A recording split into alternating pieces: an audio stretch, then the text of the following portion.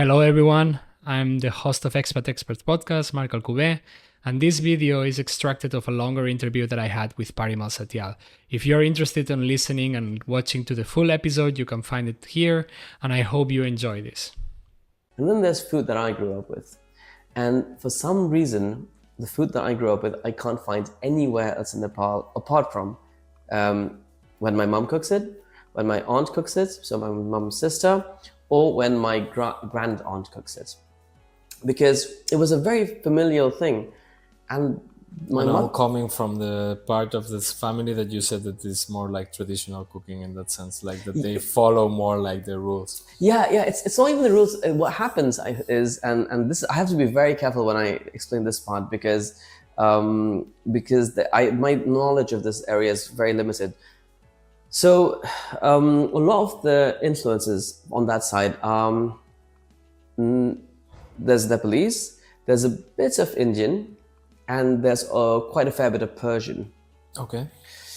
Because they are the Shahi family, and they, I don't know how much I can talk about this, not because for legal reasons, just because my knowledge is limited. Yeah, correct. Yeah, no worries. Yeah, it's because that they were related to the royal family back in the day. They were not the royal family, but they were close around it. And so in that world, there was a lot of very strong Persian influence. And there are some techniques in cooking that are not, you can't find them. So it's arriving to a point that it's more like family recipes than traditional Nepalese food at the end. It's no? not, yeah, exactly. At the same time, I'm asking because it's which part of the family it is, because it tends to happen like this, like the part of the families or the families that are following the recipe book in a very strict way, tend to have a recipe book. You're right. The part who is, or the cooks or the chefs who are very creative, they tend to improvise things, and they tend to like, I open the fridge and then I see a little bit what That's I my have father. or whatever. That's my father, yeah.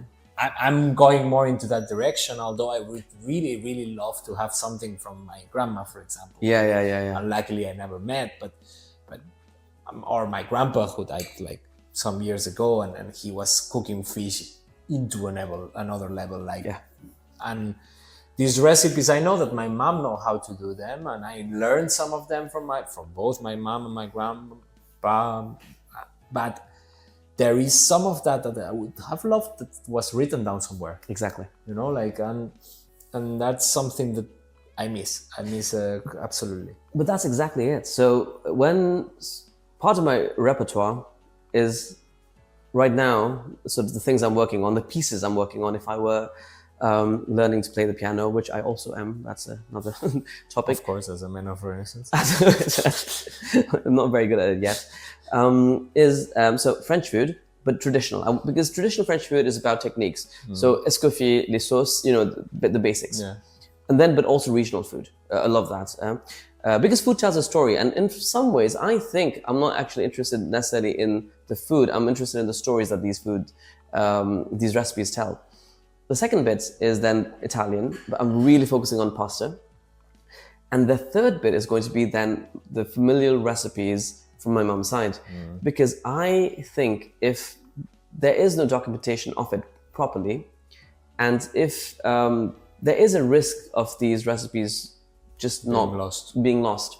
And I'm fascinated by people who are librarians or are interested in archiving, sort of. So are you even considering like keeping them, like doing some kind of blog out of it, or some kind of like? Absolutely. You have in a small web, not because it's small, the web itself, it's because it's designed in a small web approach for everyone who doesn't know what a small web is, like the antithesis of like making webs complicated. And the antithesis of the corporate web, where there's a financial incentive. But you're absolutely right. My goal is to try to document these recipes, put it on the web, and essentially open source all of these recipes.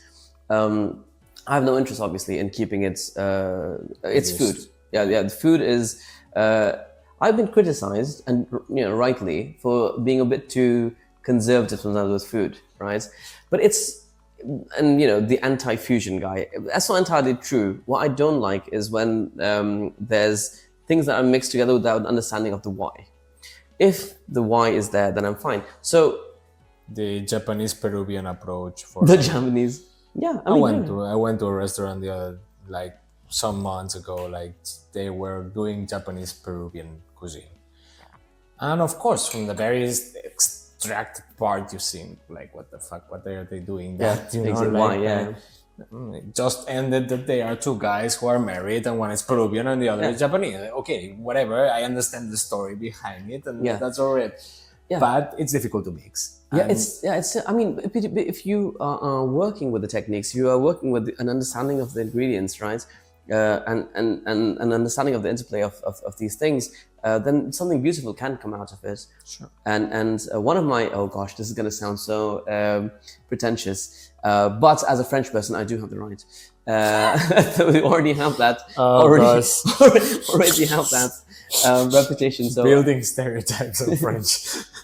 Some of them are not bad. So one of my favorite recipes to work on, and I'm also giving this away because it's not mine to begin with, is, so there's a dish called poulet basquez. Mm-hmm. It's from the southwest, classic with poivron peppers, tomato, and it's with chicken, also usually from the south, and it's a lovely sort of dish that's slightly soupy, piment d'Espelette.